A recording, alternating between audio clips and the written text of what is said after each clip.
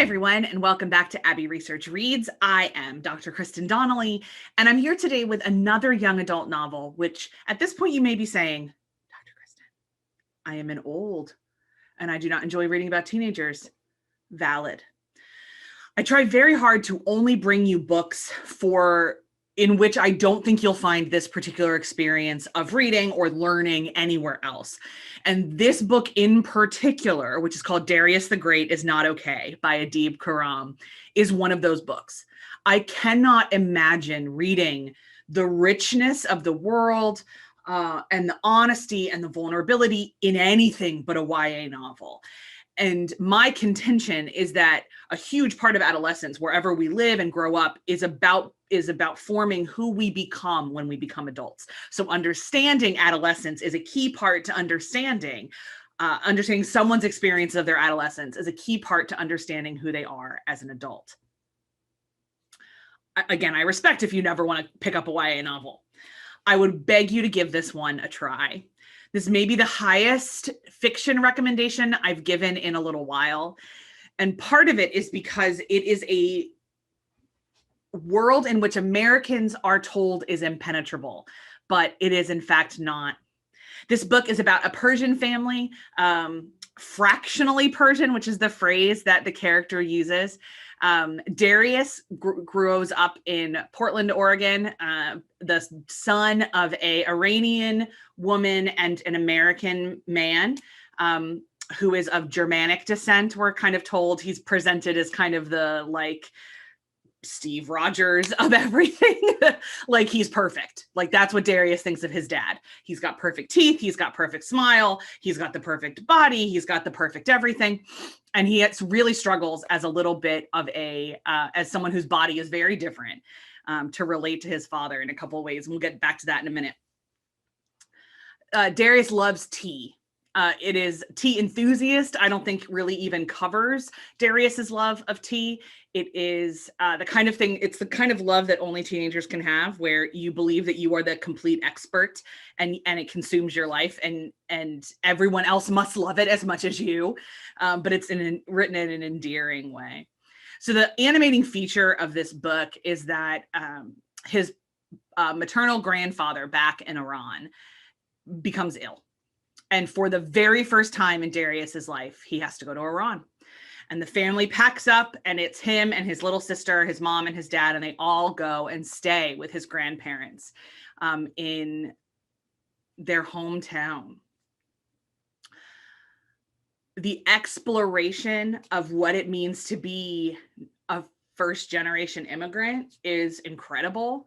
The exploration of Persian culture. You know, Darius understands some things, but he only understands it as somebody who lives in the diaspora. He doesn't understand it as somebody who lives there. So it is a first person guide to an incredibly rich historical Persian culture. They go to Persepolis, for instance, and I've read about Persepolis and I know about Persepolis, but like reading it through a 17-year-old boy's lens who knows this is his culture and is trying deeply to embody it, but also feels completely foreign to it, was a gift. That's what this book is. This book is a gift. I learned lots about food. You all know how much I love reading about food. I learned lots about what relationships look like. I learned a lot about the importance of language and the different ways that words relate to each other. I learned about what houses look like, which was such a small lived-in detail. But one of the true gifts of this book, I will say, is the culture aside, please read it so you understand a little bit more of Persian culture than you probably do anyway, unless you have firsthand experience with it. In the part of the world that I grew up in, which again is Philadelphia, and I kind of went to college during, so I was in elementary school during the Persian Gulf War, which I'm now fascinated to know what it's called over there. Perhaps the imperialist invasion, I'm not sure. And then I was in college during when President Bush sent us to war with Iraq, and Afghanistan, and that whole kind of debacle. I was a sophomore in college when he declared war.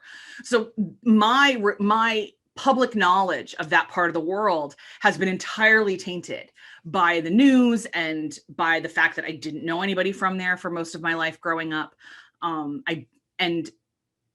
I wish I had read this book when I was a teenager. I desperately wish I had read this book when I was a teenager. Because even though I never bought into the whole everyone's a terrorist kind of thing that a lot of the news media and some people in my life wanted to shove down my throat, I certainly didn't have this level of activated empathy. I didn't understand what anything was. I didn't understand what anyway. Like, for instance, one of the characters is Baha'i in this book, and I had absolutely no idea that in Iran it's very difficult to be Baha'i, and there's a lot of persecution, both kind of politically but also socially, and what that means. No clue. I had no clue. But all of that aside, one of the true gifts of this book is that it is about depression in a teenage boy. It is about a teenage boy's body image, which we don't really ever talk about, but it's incredibly important to realize that so often we talk about body positivity as an entirely feminine movement, and it's not. It's an entire humanity movement.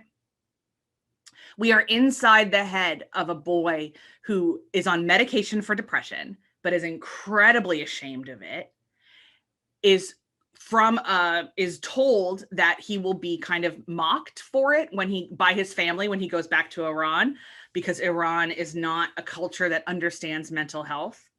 And that happens. His grandfather is essentially like, what do you have to be depressed about? Figure it out. Darius is really good at trying to explain it. My brain doesn't produce the right chemicals, but it's not something his grandfather can grasp. His father has depression. We know this, but for a huge chunk of the book, that's actually a barrier between them instead of a bonding point. Adults apologize to Darius in this book, and he has to apologize to adults.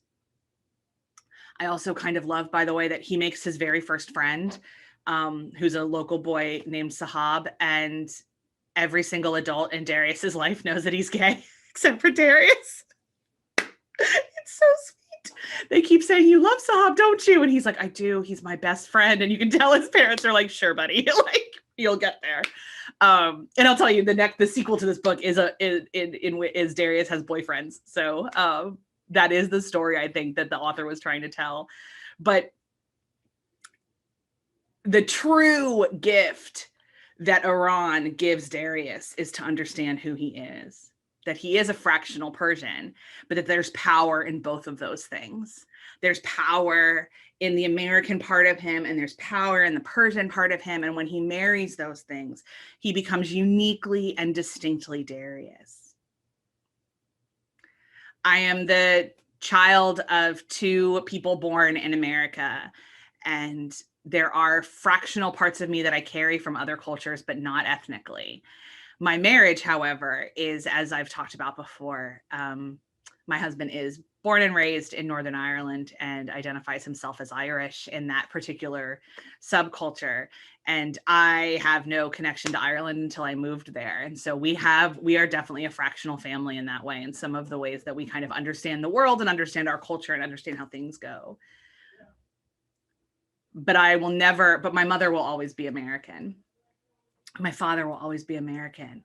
And this understanding of a first generation immigration experience, especially in contemporary United States, like I said, is a gift. This book is a gift.